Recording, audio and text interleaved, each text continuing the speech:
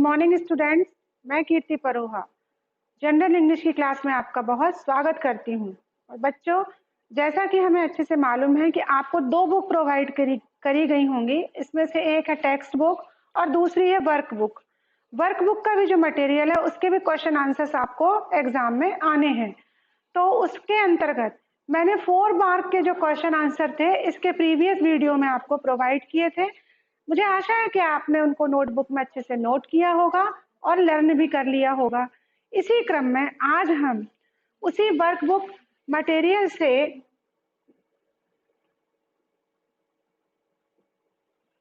ये supplementary material जो है ये किससे लिया है हमने? वर्कबुक से। आपको ये अच्छे से याद रहे, नहीं तो आप सोचेंगे कि परोहा मैडम ने किस चीज के क्वेश्चन आंसर हमको करवा दिए।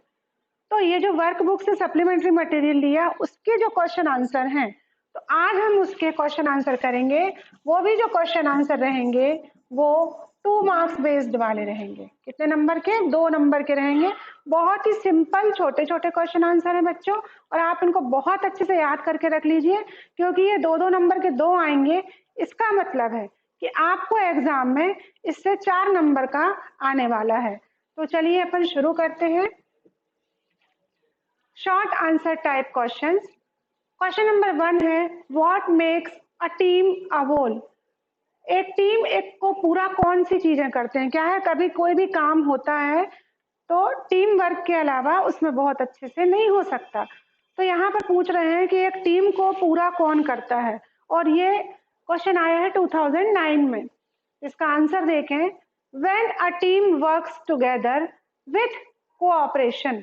अगर कोई भी टीम जो है साथ में काम करती है, विथ कोऑपरेशन, एक दूसरे का सहयोग करके काम करती है, it makes a team a whole, उसको वो एक पूरा समूह और एक पूरा अर्थ प्रदान करते हैं। क्वेश्चन नंबर 2 देखें बच्चों, which is the world's highest waterfall, where is it? दुनिया का सबसे ऊंचा जलप्रपात कौन सा है और ये कहाँ है? ये भी अगेन 2009, 2014 और 2016 में भी ये क्वेश्चन आया है। आंसर देखते हैं। The world's highest waterfall is Angel Falls. दुनिया का सबसे ऊंचा जलप्रपात जो है वो है Angel Falls. It is situated in, ये स्थित है eastern Venezuela in South America. तो ये ईस्टर्न वेनेजुएला साउथ अफ्रीका है बेटा, यहाँ पे अमेरिका को सुधार लेना।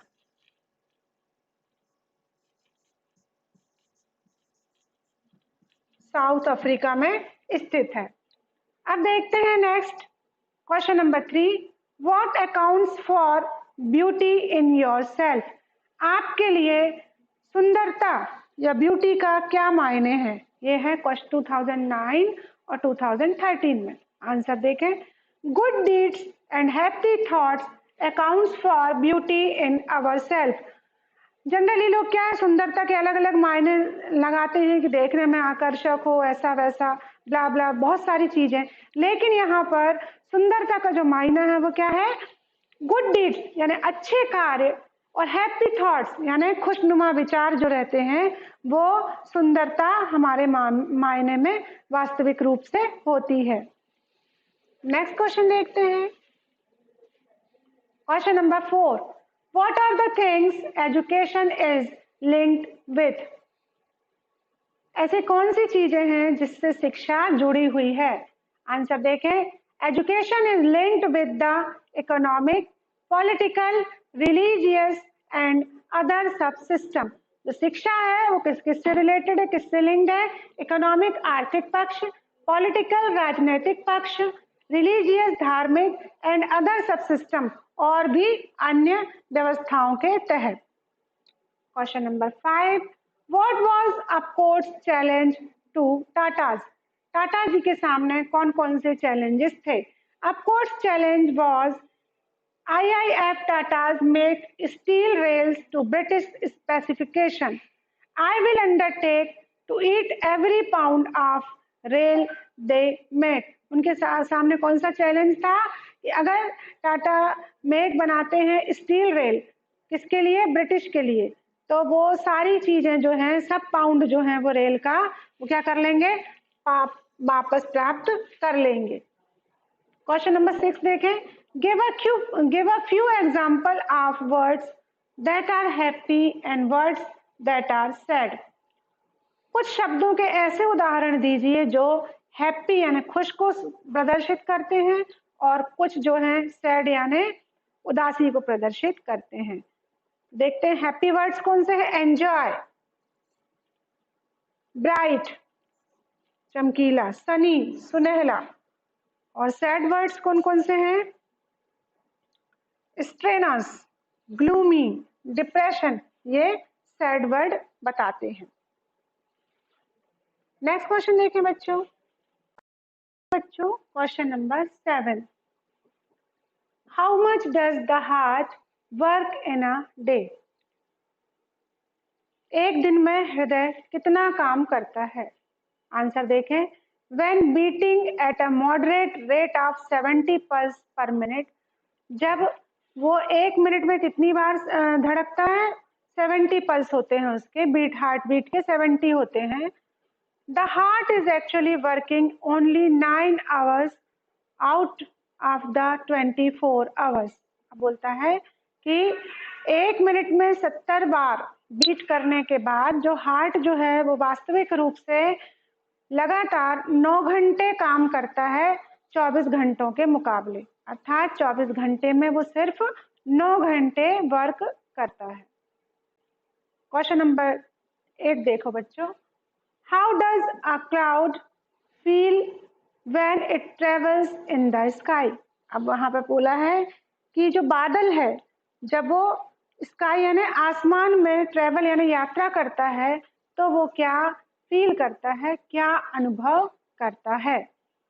Answer, it feels like a blooming lotus in the sky when it travels in the sky. बिल्कुल सरल आंसर है। ये कैसा फील करता है, वो कैसा लगता है।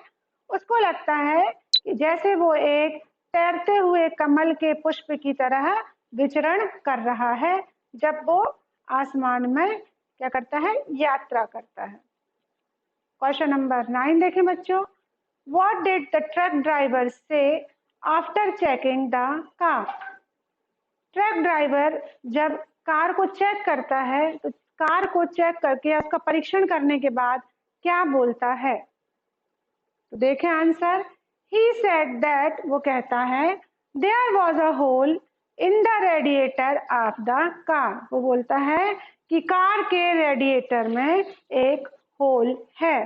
तो बेटा देखो यहाँ पे देखो बहुत ही छोटे छोटे आंसर हैं लेकिन ये अपने आप में 2 मार्क्स होते हैं। तो जब भी आप इनको याद करो कोशिश करो कि आपकी स्पेलिंग मिस्टेक्स इसमें ना हो। नेक्स्ट क्वेश्चन देखते हैं, what is angel canyon and what is the Churun river. बोलते हैं एंजल कैनियन क्या है और चुरुन रिवर या चुरुन नदी क्या है। The angel canyon is a large pool at the cliffs of foot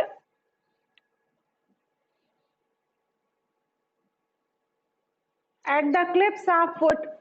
बोलते हैं जो एंजल कैनियन है वो एक बहुत बड़ा पूल है जो कि किसके, खाड़ी के तले पे है, खाड़ी के स्टार्टिंग में है। फुट यानी स्टार्टिंग वहां पर बोला गया है उसको। Churun river is a tributary of the Caroni river. अब बोलते जो चुरन नदी है वो किसकी सहायक नदी है, करोनी नदी की सहायक नदी है। क्वेश्चन नंबर 11 देखें, what are the distil books like. Distil book कैसी दिखती हैं, किसके जैसी होती हैं। आंसर देखें, distilled books are like common distilled waters flashy thing. Distil book जो है वो नॉर्मली जो डिस्टिल वाटर मिलता है उसकी तरह रहती हैं। Question number 12, what are the things that appear attractive when there is a sunlight. जब सनलाइट या सूर्य का प्रकाश होता है तब कौन कौन सी चीजें अट्रैक्टिव यानी आकर्षित दिखती हैं, कौन कौन सी चीज हमें आकर्षित करती हैं और बहुत अट्रैक्टिव दिखती हैं। आंसर देखें, द ट्रीज जितने पेड़ हैं उनकी हरियाली, द बर्ड्स जितनी चिड़िया या पक्षी हैं उनकी चहचहाहट, कॉर्न ग्रोइंग और भुट्टे के खेत में लगे हुए कॉर्न जो मक्के रहते हैं वो growing corn, and people working और डांसिंग फॉर देयर हार्वेस्ट, और वो लोग जो खेती के लिए काम करते हैं या अपनी खेती के लिए नृत्य करते रहते हैं। खेती, अच्छी खेती होने की खुशी में वो क्या करते हैं, नृत्य करते हैं। ऐसे लोग बहुत अट्रैक्टिव दिखाई पड़ते हैं। Number 13, what did wooden always focus on? जो वुडन है या लकड़ी है वो किस चीज पर केंद्रित करती है? Answer, wooden always focus on body.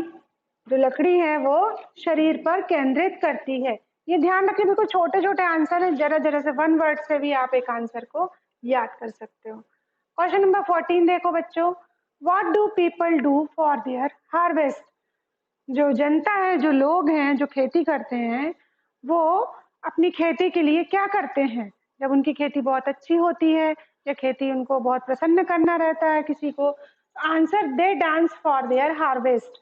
वो अपनी अच्छी खेती के लिए डांस या नृत्य करते हैं। क्वेश्चन नंबर 15 देखें, what is the simplest form of meditation? Meditation या ध्यान का सबसे सरल तरीका कौन सा है? आंसर देखें, the simplest form of meditation is, ध्यान का या योग का सबसे सरल तरीका क्या है? फोकसिंग ऑन ब्रीदिंग, अर्थात सांस लेने और सांस छोड़ने की जो क्रिया वो ब्रीथ कहलाती है, तो उस पर फोकस करना, अपना ध्यान केंद्रित करना, वो सबसे सरल फॉर्म है मेडिटेशन का। तो बच्चों, ये थे हमारे वर्कबुक के सप्लीमेंट्री मटेरियल के कुछ छोटे छोटे वाले क्वेश्चंस और उसके आंसर, और इसी को हम आगे बढ़ाएंगे। तब तक आप इसको अपनी नोटबुक में अच्छे से नोट करें, साथ ही साथ इसको बहुत अच्छे से याद करें। नेक्स्ट वीडियो में आपसे फिर मिलेंगे। थैंक यू बच्चों।